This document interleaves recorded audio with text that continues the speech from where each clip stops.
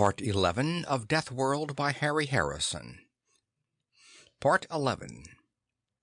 Resealing the cellar, they carried the box back to Jason's new office. Only after spraying with decontaminant did they examine it closely. Meta picked out engraved letters on the lid. S.T. Pollux Victory. That must be the name of the spacer this log came from. But I don't recognize the class or whatever it is the initials ST stand for. Stellar Transport, Jason told her as he tried the lock mechanism. I've heard of them, but I've never seen one. They were built during the last wave of galactic expansion.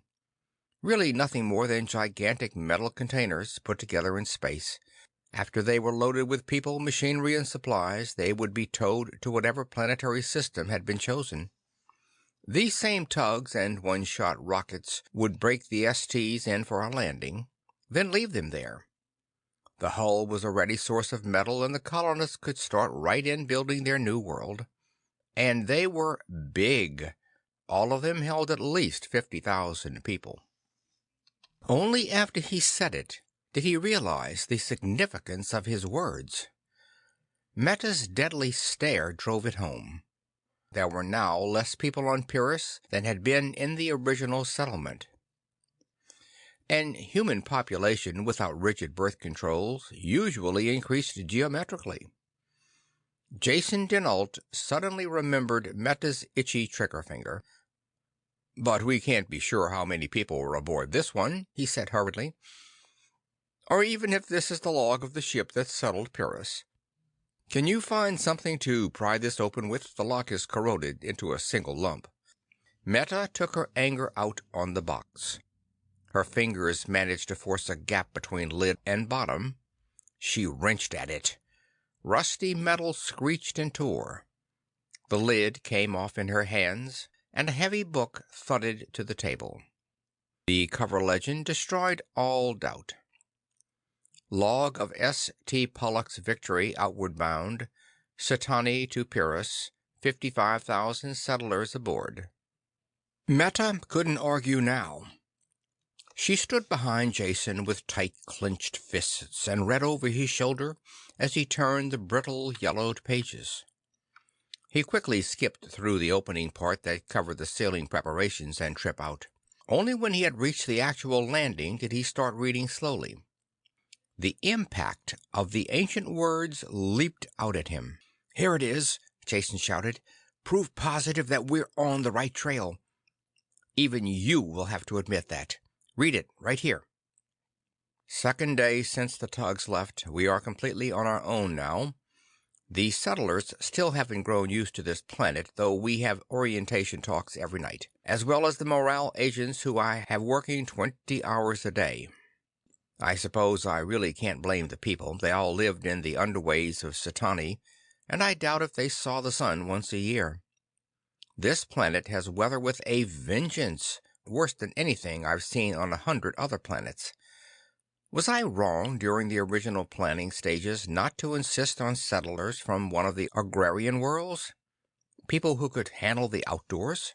These cityfied Satanians are afraid to go out in the rain. But of course, they have adapted completely to their native 1.5 gravity, so the 2G here doesn't bother them much. That was the factor that decided us. Anyway, too late now to do anything about it. Or about the unending cycle of rain, snow, hail, hurricanes, and such. Answer will be to start the mines going, sell the materials, and build completely enclosed cities.